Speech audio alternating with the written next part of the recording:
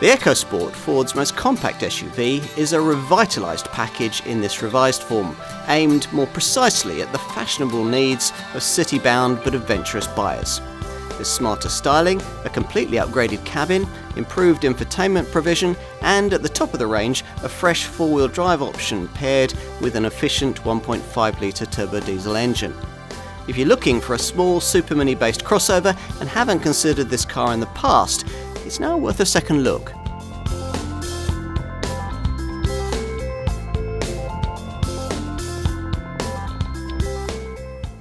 Thinking of a Ford EcoSport in your search for a small supermini-based SUV? You may not be, and with good reason. Original versions of this model did, after all, struggle in comparison with obvious rivals. This much improved version, though, looks far better placed to seriously interest you. On the face of things, Ford has done quite well with this car since its original 2014 launch, with over 150,000 EcoSports sold in Europe since, contributing to a healthy 30% increase in SUV sales across the company's model lineup. The reality, though, is a little different. According to the Blue Oval brand's own figures, SUV sales across the continent for the market as a whole have increased by a whopping 280% since this car's original introduction. As a result, currently 1 out of every 3 new cars sold is an SUV of some sort, which means that the way things are at present, almost any volume maker crossover product is going to sell in reasonable numbers. The bottom line, though, is that this one ought to have done much better. There are a number of reasons why it hasn't. For a start, the EcoSport was launched far too late, Ford having misjudged the growing importance of the segment for small supermini-based SUVs, popularised as early as 2010 by the trendy Nissan Juke. Which was ironic, since way back in 2002 the company introduced a Fiesta-based model, the Fusion, which, if it had been packaged and marketed right, could have cleaned up in this class way before rivals had even got their contenders to the drawing board. Instead, the Fusion was sold as a slightly bigger, slightly more versatile kind of Fiesta, sat largely unwanted for most of its life in the corner of Ford showrooms and wasn't replaced. When the more overt and in-your-face Juke arrived and started selling by the truckload, the Blue Oval brand realised its mistake, but didn't have a European-designed small SUV product to sell in this segment. The company's South American division, though, did. Ford having been selling a jacked-up Fiesta-based SUV called the EcoSport on that continent since 2004. Quickly, the decision was taken to make the second-generation version of that car a model that could be sold in Europe as well, with production sourced from a low-cost Labour Ford factory in India to allow for attractive showroom pricing.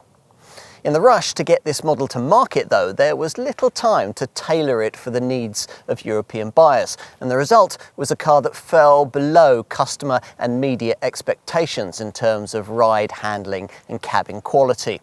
The EcoSport was quickly updated in 2015 and 2016 with improvements in all these areas, but it was all too little too late. Which is why we've got the car that we're going to look at here, launched in early 2018. It's not a completely new generation EcoSport, but it's very much the next best thing, with no fewer than 2,360 new parts apparently transforming this product's proposition. As you can see, the styling looks far more sophisticated and mature, plus the cabin's been massively upgraded, not least with the brand's latest Sync 3 infotainment technology. Under the bonnet, there's a new entry-level 100 PS 1-litre EcoBoost petrol unit, while at the top of the range, there's an all-new 1.5-litre EcoBlue diesel variant that brings four-wheel drive to the lineup for the first time. And everything's now screwed together in a state-of-the-art European factory in Romania. It all sounds quite promising, doesn't it? Let's put this car to the test.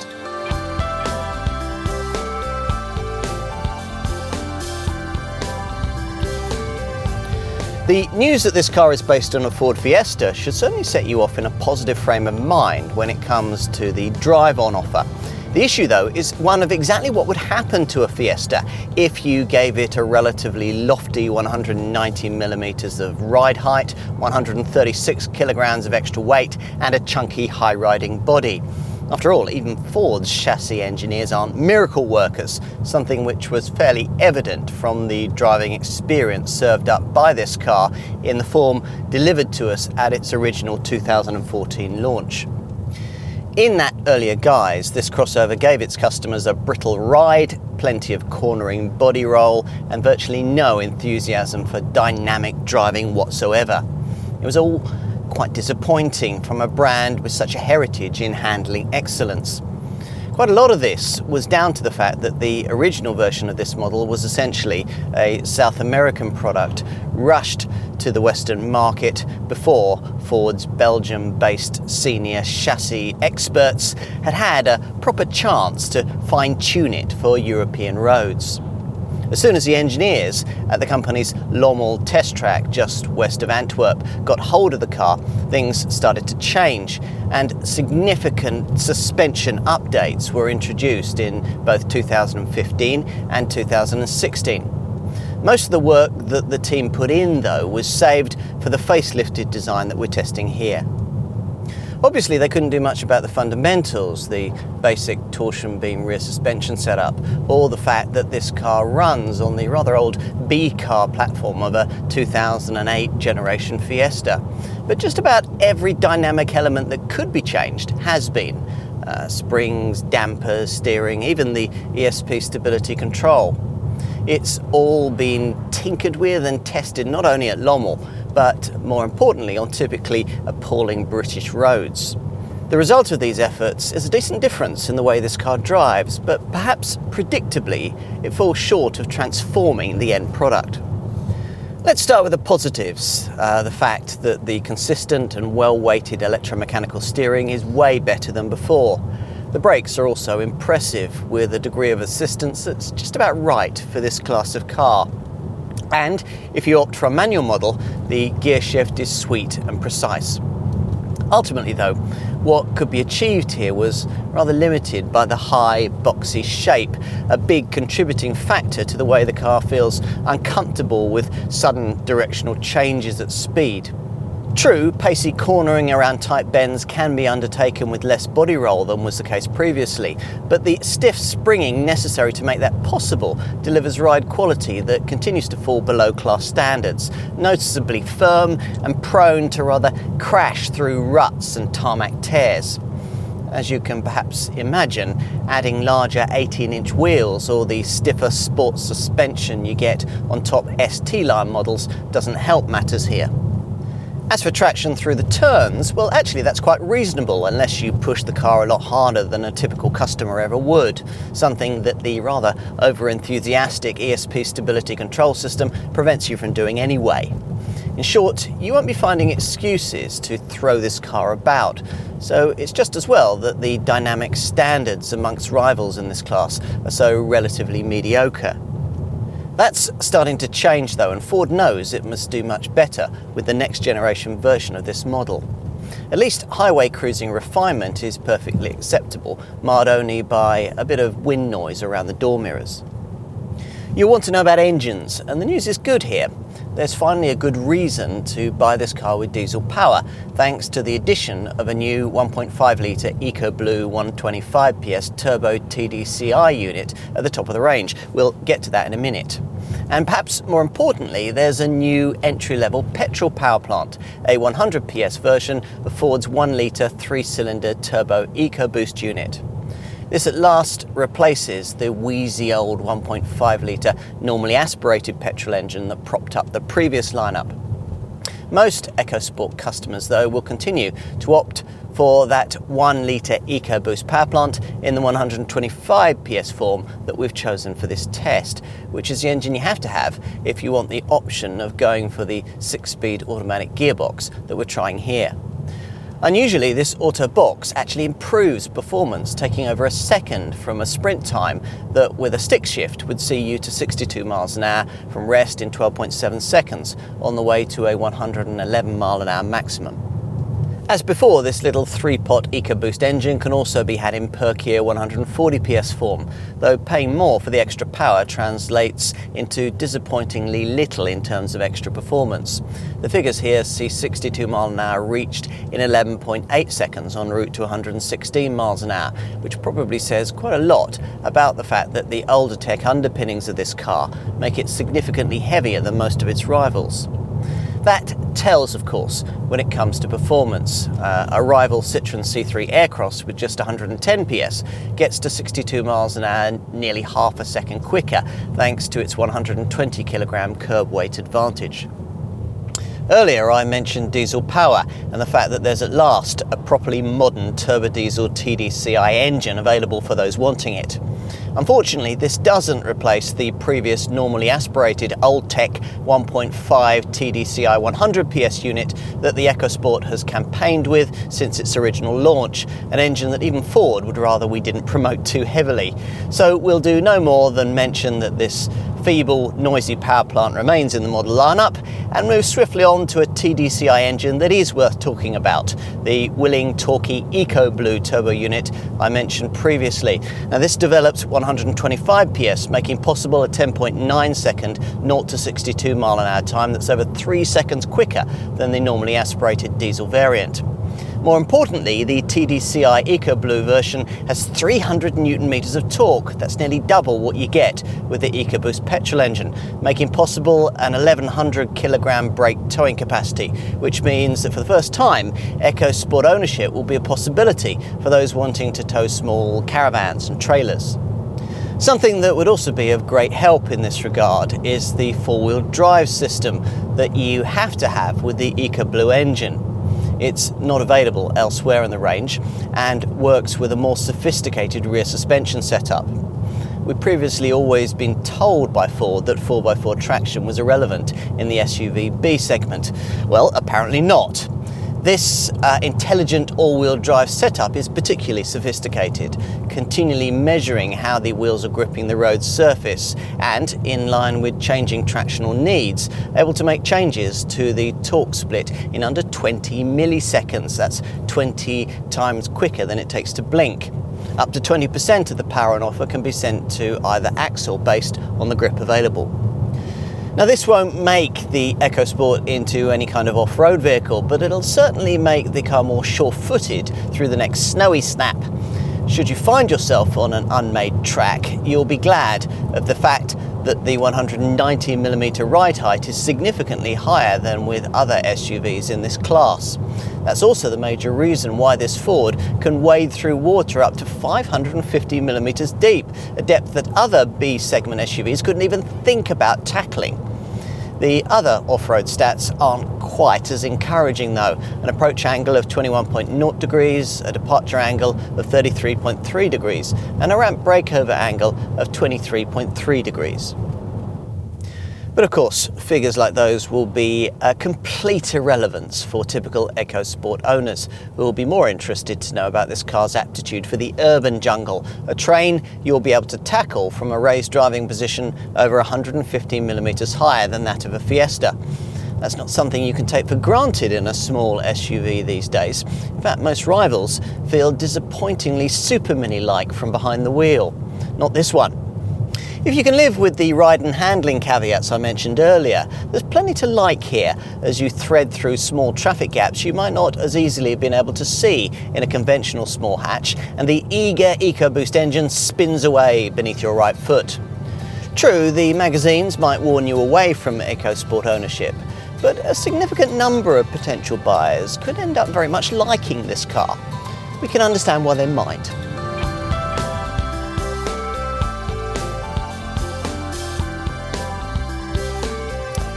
Looks a lot better, doesn't it? This improved EcoSport can't quite get away from a shape that's still a touch too tall, narrow and boxy. But visually what we've now got is a huge improvement on the original Joao Ramos pen design, which had a front end sheerer than the north face of the Eiger. What was previously a cutesy and cartoonish shape is now far more mature and purposeful, featuring a front three-quarter profile that Ford says was inspired by rucksack straps. It's all supposed to reflect what the brand likes to see as this EcoSport's adventurous character. As you've probably noticed, the biggest changes feature here at the front end, where the rather awkward basking shark style nose of the original model has been replaced by this sleeker trapezoidal grille that gives the car more of a family resemblance to Ford's larger Cougar and Edge SUV models. It's flanked by headlamps featuring LED daytime running lights, below which sit angular fog lamp housings that were also part of the redesign. Now, as usual on a car in this class, there's a silver grey lower panel strip to try and suggest the kind of skid plate you'd get on a properly serious SUV. In profile, the changes made to this revised model are harder to spot, unless you happen to notice restyled wheel rims that vary between 16 and 18 inches in size. We've got 18 inches here.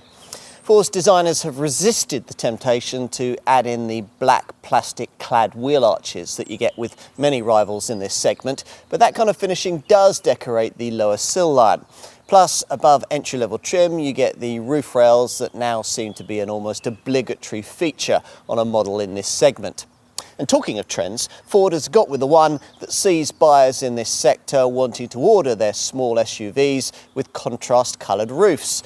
This being an option with this mid-range trim level and a standard feature on the top ST line variant that also features a full body kit. One trend customers in this class weren't interested in following was that for tailgate-mounted spare wheels. That was a feature that you had to have on the earliest versions of this car, but one that Ford quickly made optional as buyers discovered how awkward it made operation of the side-mounted tailgate. Now, it's still possible for buyers opting for entry-level trim to order an EcoSport with a spare wheel clunkily stuck on the back, but otherwise the car will present itself as here, with this largely unremarkable rear end enlivened only by these so-called rear three-quarter pillar kickers. Apparently, these small deflectors either side of the tailgate glass improve the aerodynamics, as more obviously does this high-mounted roof spoiler. A further lower silver grey skid plate style panel finishes things off. Underneath all of this tinsel lies quite an old platform that originally developed for the 6th generation Fiesta that Ford introduced back in 2008. However, the brand is quick to point out that mounted upon it is an advanced structure that uses high-tech boron steel designed to increase strength while reducing weight. But if the underpinnings haven't changed much, the interior certainly has, being almost unrecognisable from the ugly, angular cabin that was foisted upon us by the previous version of this car. What's been delivered now has borrowed much from the most recent 7th generation Fiesta, primarily the prominent Sync 3 infotainment touchscreen that dominates the centre of the dash, replacing the tiny little display that was there before above rows of cheap tiny buttons. Because many of the functions he's controlled can now sit within screen menus, the fascia's, well, much cleaner, with a redesigned centre stack incorporating these smart climate control dials.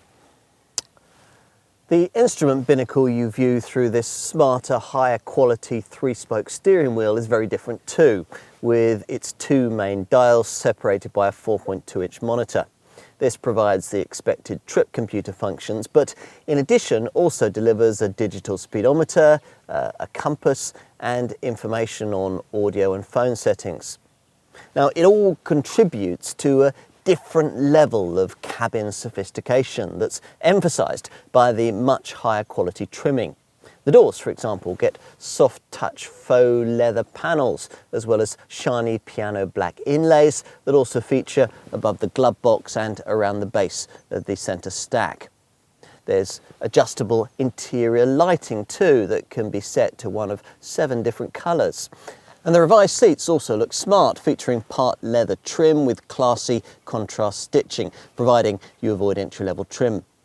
They're a little more supportive than before too, though still a little narrow.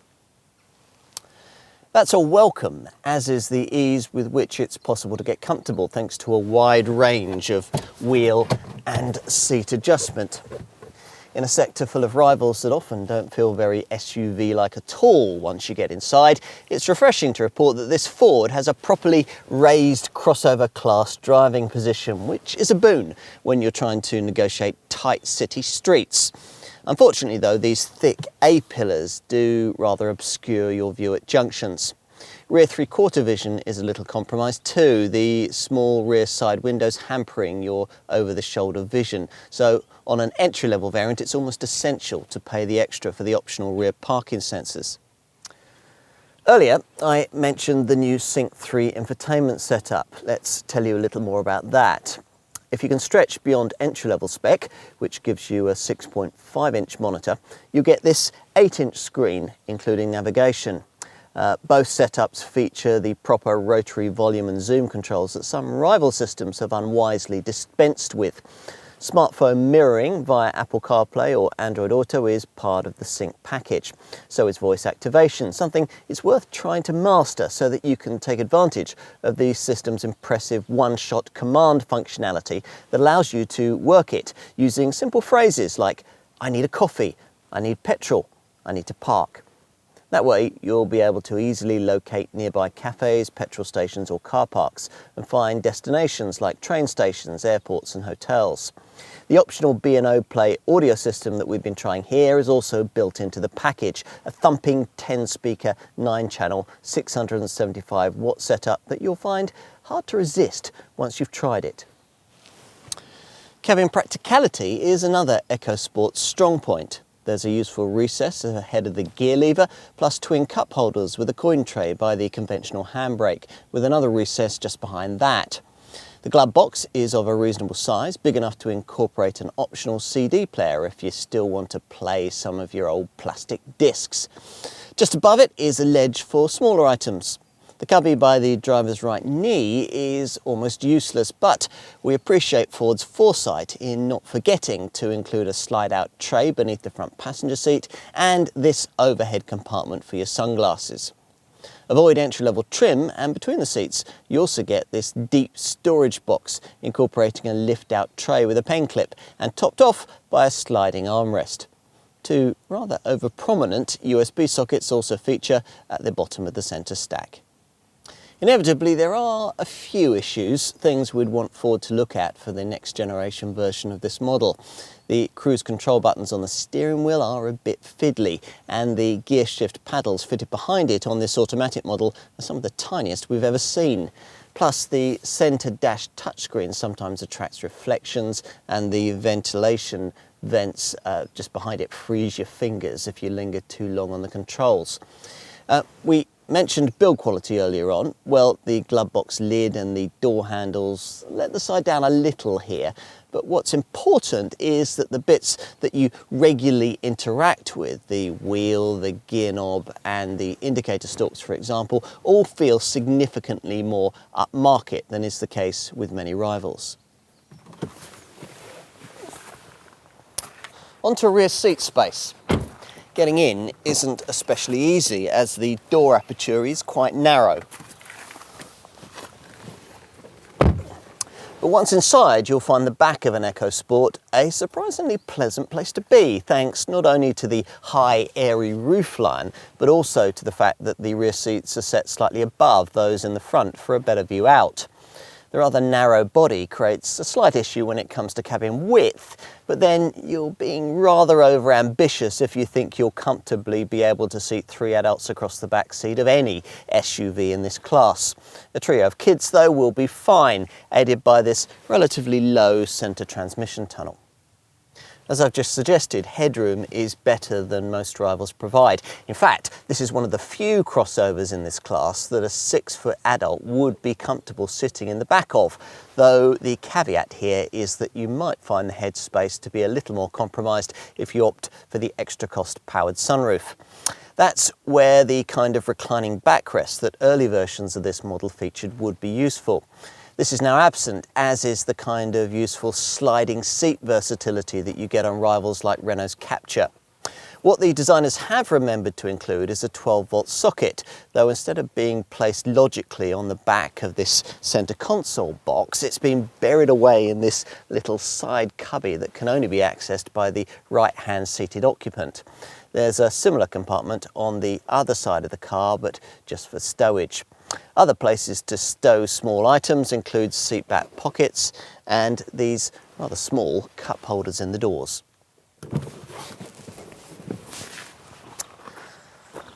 Finally, let's take a look out back. As we mentioned earlier, this tailgate need no longer be encumbered by a huge spare wheel, but it is still side opening, which, to be frank, is a bit of a pain, creating all kinds of awkwardness if you're trying to access the boot when backed into a tight parking space. Even if you're not in a restricted parking bay, but merely trying to get stuff out of the boot when parked at the side of the road, there's the issue that the side opening door is hinged on the left side. Now, that means it opens away from the pavement, so when you get your stuff out, you can't easily put it straight onto the safety of the sidewalk. Instead, you have to either walk around the huge door with your gear or dump it onto the ground, hopefully in a way that will be out of the path of the tailgate when you then swing it shut. Now, all of this wouldn't be such an issue if smaller items could be taken in and out of the cargo area via the kind of opening rear door glass section that many modern estates and SUVs offer. That kind of feature hasn't been provided here, probably because it would be fouled by the huge tailgate spare wheel. It's still possible to order on a version of this model specified with entry-level trim. Having said all of that, the side hinge tailgate is a feature you soon learn to live with, maybe even to like. Toyota Land Cruiser owners seem to. But let's get beyond that issue. Once you do and the big doors swung open, you'll find a 356 litre total capacity is provided, which, to give you some class perspective, is about the same as you get in a rival Nissan Juke, but quite a bit less than some other competitors can offer. At least you're well set if you want to carry really heavy stuff. The boot floor uses a special honeycomb construction that makes it gram for gram stronger than steel and able to support more than 300 kilograms. An adjustable height base panel comes as standard, plus there's a small compartment for smaller items featuring down here on the left with a bag hook available to you up here on the right. There's no underfloor stowage space, just a compartment for the tyre inflation kit that most EcoSport customers will probably be stuck with. If you want more space and can flatten the 60/40 split folding rear bench, then up to 1,238 litres is available.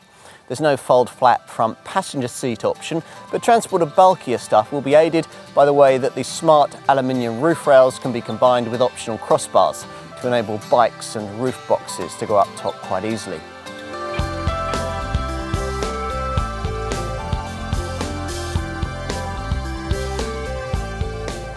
Expect to pay somewhere in the £17,000 to £23,000 bracket for your EcoSport once you've allowed for a few well-chosen extras. There are 3 trim levels, with this particular model's mid-range titanium spec likely to account for the lion's share of EcoSport business, around 40%. The remaining sales will see around 25% of buyers going for base Z-Tech trim and around 35% choosing the sporty ST Lion spec that's been added to flagship versions of this revised model. The engine lineup is pretty simple, with almost all customers likely to sign up for one of 3 versions of Ford's well-regarded 1-litre 3-cylinder EcoBoost petrol unit, these developing either 100, 125 or 140 PS. The middle 125 PS variant can be ordered with the £1,300 option of automatic transmission, which is what we're trying here.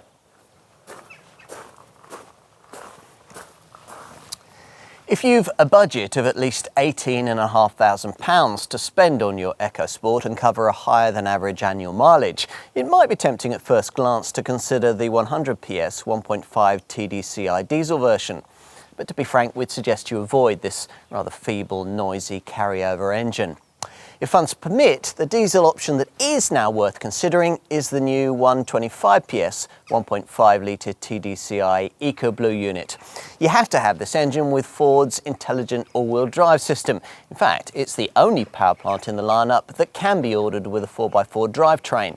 But that and the fact that this variant comes only with top spec trim makes it by far the priciest option in the range. Now, we should position the EcoSport from a Ford range perspective and point out that if you like the SUV look but want a slightly more conventional super mini sized model, your local Blue Oval brand dealer will, for similar money, also offer you the Fiesta Active, a crossover themed version of the company's small car bestseller.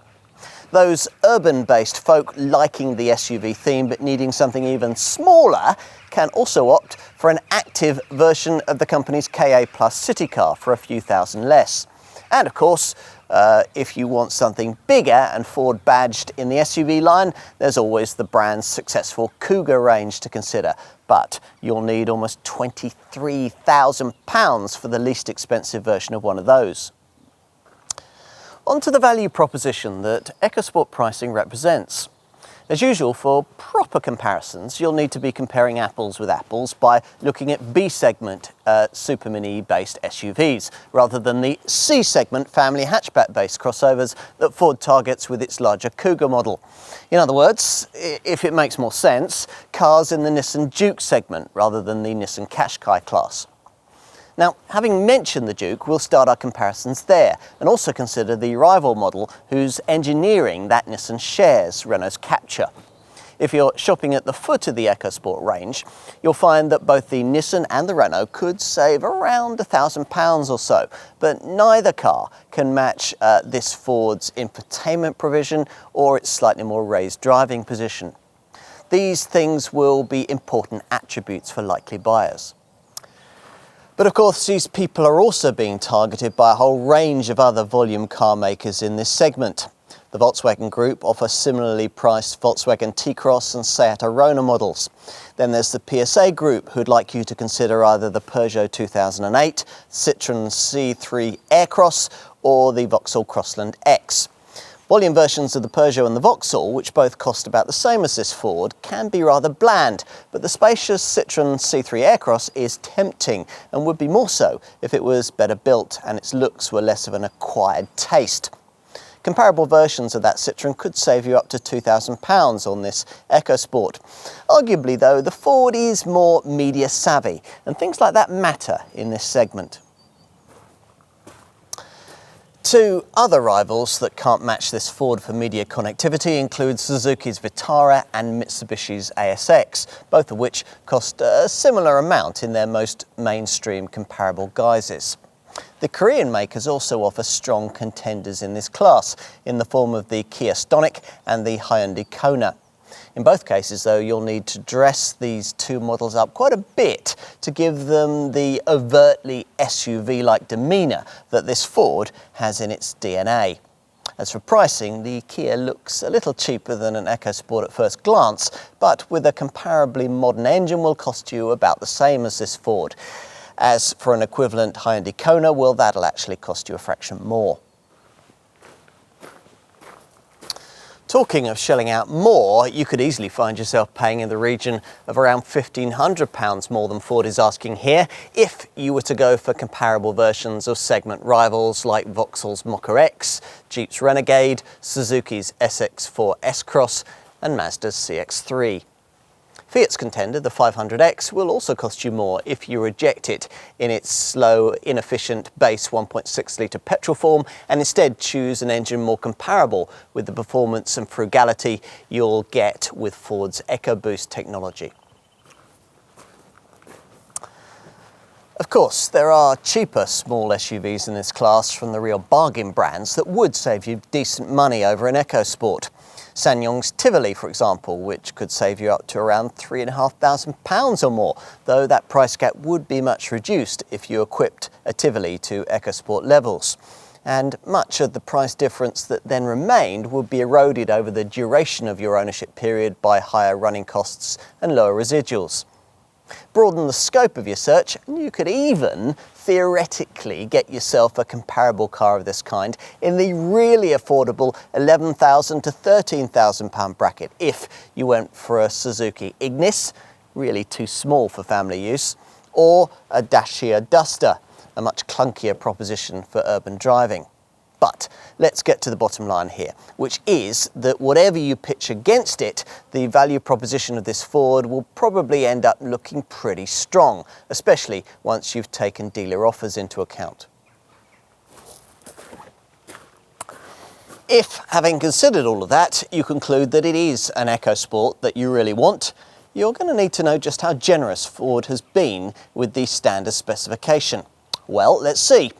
Even entry-level Z-Tech variants get niceties you might not expect to find at the foot of the range. Things like 16-inch alloy wheels, front fog lights, and a quick, clear heated windscreen with heated washer jets. There's also air conditioning, a trip computer, LED daytime running lights, powered heated door mirrors, driver's seat lumbar adjustment, all-round electric windows, a Thatcham alarm, and leather trim for the steering wheel, handbrake and gear knob. We also really like the included Ford My Key system that gives you 2 ignition keys and allows you to program them with preset personal preferences. So, for example, you could assign one of the keys to your teenage son or daughter, and use of it would automatically restrict things like maximum speed and stereo volume while preventing vital safety systems from being switched off. And media connectivity? Well, that's well taken care of courtesy of a standard Sync 3 media connectivity system that, even at this level in the range, gives you an awful lot. On Z-Tech variants, it works via a 6.5-inch touchscreen and includes Bluetooth phone linking, a 6-speaker DAB tuner, emergency assistance and smartphone mirroring via either Apple CarPlay or Android Auto. The system can be operated with voice activation too, and you can use it to download all kinds of apps. To take just a few examples, there's the wildly popular Spotify music streaming service and Hotels.com, an app enabling the booking of rooms in 145,000 hotels in 19,000 destinations worldwide. Other apps available for the Sync 3 system include Audioteca, ideal if, like me, you like to listen to audiobooks, Kaliki, which reads you daily newspapers, Glimpse, that allows you to share your location with family and friends, and the City Seeker and Event Seeker apps that deliver comprehensive city and event guides, cluing you fully in on wherever your journey might take you. As I said at the beginning though, the majority of likely buyers are going to want this car in the mid-range titanium trim we've been trying here. At this level in the range, the Sync 3 system I was just talking about operates with a larger 8-inch screen and includes navigation and a rear-view camera. Plus, you get a package of extra features that will make EcoSport ownership feel that bit more special. Things like partial leather seat trim, 7-shade interior ambient lighting, climate control, cruise control, a centre console with a sliding armrest, an auto-dimming rear-view mirror and rear parking sensors. Outside, titanium models are identifiable by silver roof rails and larger 17-inch 10-spoke flash grey machined alloy wheels, and they benefit from power folding mirrors, auto headlamps and rain sensing wipers. At the top of the range sits ST Line trim, which gives this model a sportier look courtesy of a special ST Line front grille, slightly lowered sport suspension, black roof rails, a large rear spoiler, 17-inch 5-spoke dark tarnish alloy wheels and an ST Line body kit. The contrasting colour for the roof and the mirrors is also standard, while inside with this trim level you get sports pedals with stainless steel inserts, branded door threshold plates and red stitching for the steering wheel, handbrake and gear knob leather trimming.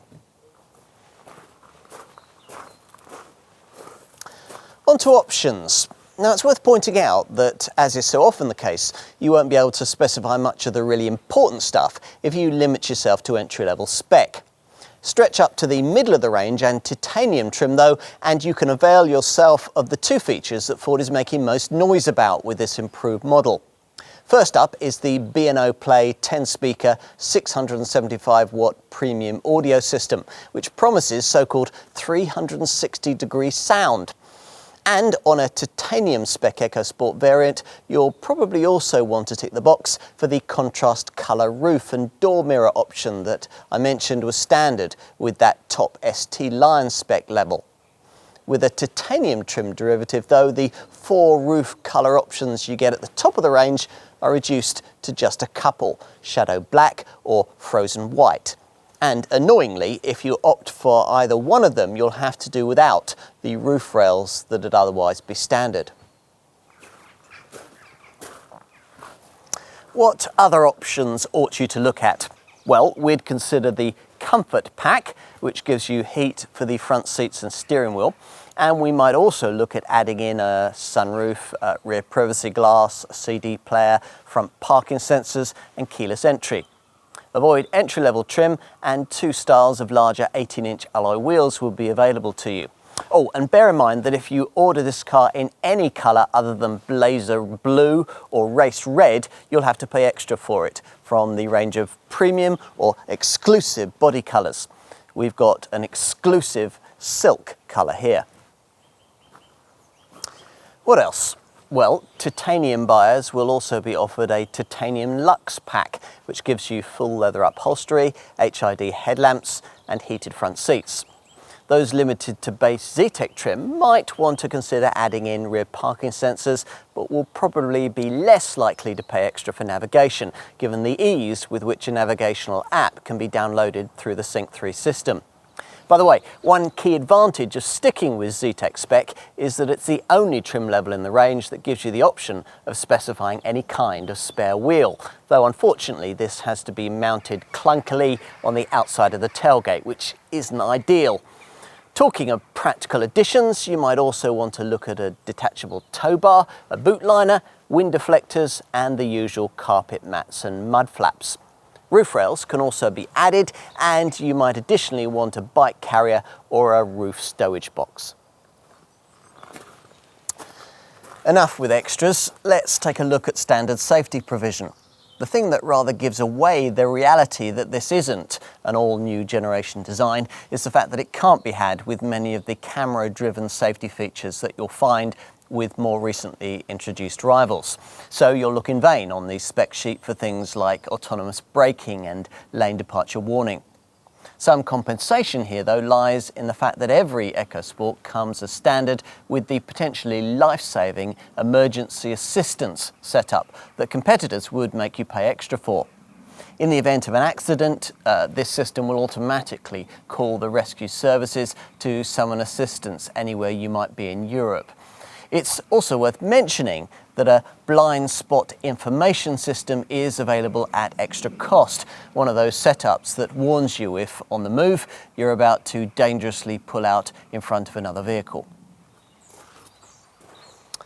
As for more conventional safety provision, well, as with previous versions of this car, all the various elements provided are integrated under Ford's Intelligent Protection System.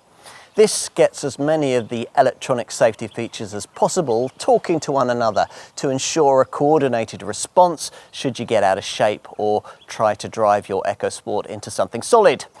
You certainly aren't going to feel hard done by in the airbag department, this Ford being fitted with twin front, side and curtain airbags plus a driver's knee bag.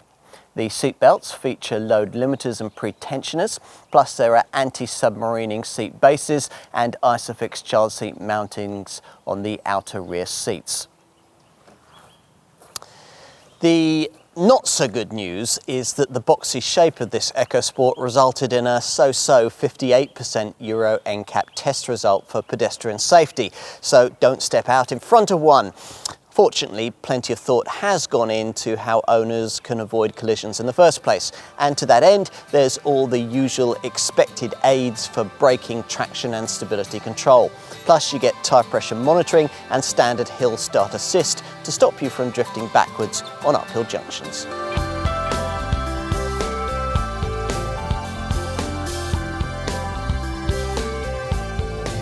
It's a lot harder to get a boxy crossover model to return efficient fuel and CO2 figures than it is with a conventional Super Mini or family hatchback. To illustrate the point, let's take the 1 litre EcoBoost petrol-powered EcoSport model I'm driving here. The 125 PS engine beneath the bonnet returns 65.7 miles to the gallon on the combined cycle when fitted to Ford's Fiesta. Here it manages 54.3 miles to the gallon, which is a bit of a drop, but probably acceptable given the extra 136 kilograms of curb weight this car must cart around. It's a similar story when it comes to CO2, the Fiesta's 98 grams per kilometre showing falling to 119 grams per kilometre here. I mentioned curb weight. Ford makes a lot of the way that this model's boron steel construction reduces weight while increasing structural strength. Now that may be so, but the fact still remains that an EcoSport weighs more than virtually all its direct segment rivals. It's about 50 kilograms heavier than a Nissan Juke or Hyundai Kona, about 120 kilograms heavier than a comparable petrol turbo Citroën C3 Aircross, and about 170 kilograms heavier than an equivalent Renault Captur. Now those are big deficits for the frugality of the little EcoBoost petrol engine to make up. Amazingly though, it largely manages to do just that. Inevitably, this Ford can't get anywhere near the returns posted by the featherweight PSA Group Citroën, Peugeot or Vauxhall models in this segment. If though you look at the other rivals just mentioned, you'll find that the fuel and CO2 returns that you get from 100 PS and 125 PS EcoBoost EcoSport variants are broadly the same as those you'd manage in a comparable Hyundai Kona or Renault Captur. And they're actually significantly better than you'd manage in our 1.2 litre DIGT Nissan Juke. We mentioned earlier in this film that we wouldn't really recommend the base 100 PS 1.5 TDCi diesel variant, but it is undeniably very frugal, managing 68.8 miles to the gallon on the combined cycle and 107 grams per kilometre of CO2. Impressively, the newer 1.5 litre TDCi EcoBlue variant can exactly match these figures, despite offering an extra 25 PS of power and being weighed down by an all-wheel drive system.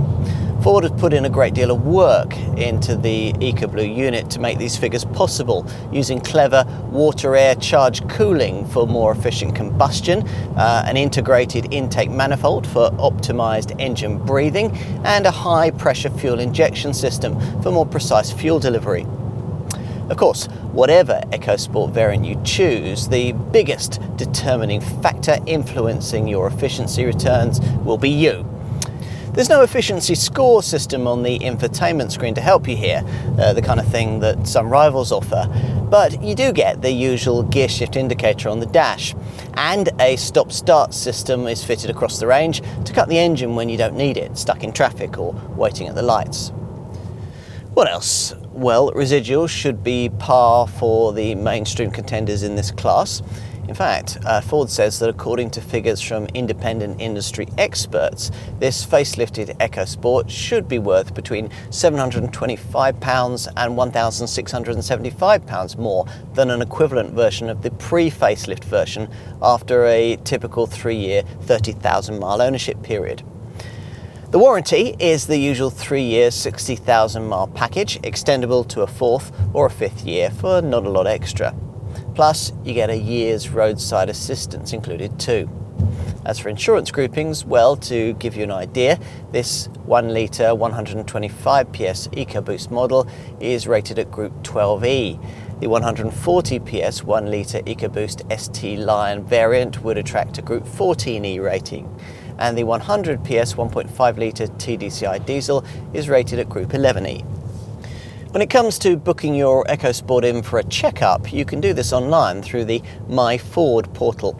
This is part of the Ford Blue service scheme that wraps up all the care and maintenance of your car into one bundle that also includes a free 30-point e-check of vital parts. Now here, any work required will be highlighted with red, amber or green traffic light warnings on a report you'll be given that will rank items needing attention in order of their importance. There's also the Ford Service app that you can download to your phone for free.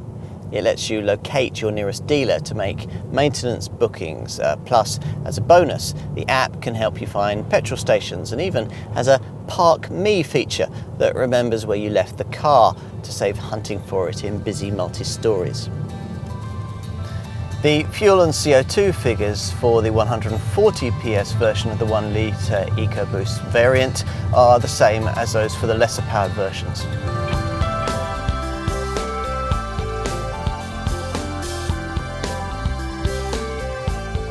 In this guise, the EcoSport is a much more promising prospect.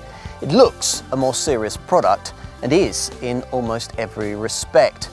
The EcoBoost petrol engines remain a big draw, plus as before, this car is properly priced and decently equipped. We're also very much impressed by the extent to which the cabin's been so greatly improved. In short, this is more like the kind of product we should have had from the very beginning. That's not enough, though, to make it any sort of class leader. There remains the problem with this model's awkward side-hinged rear tailgate. And even if you don't mind that, there's the issue that other rivals still offer more interior space or ride and handle better. Perhaps it's fortunate then that neither of these two things tend to be attributes overly prioritised by the typical supermini sector SUV buyer.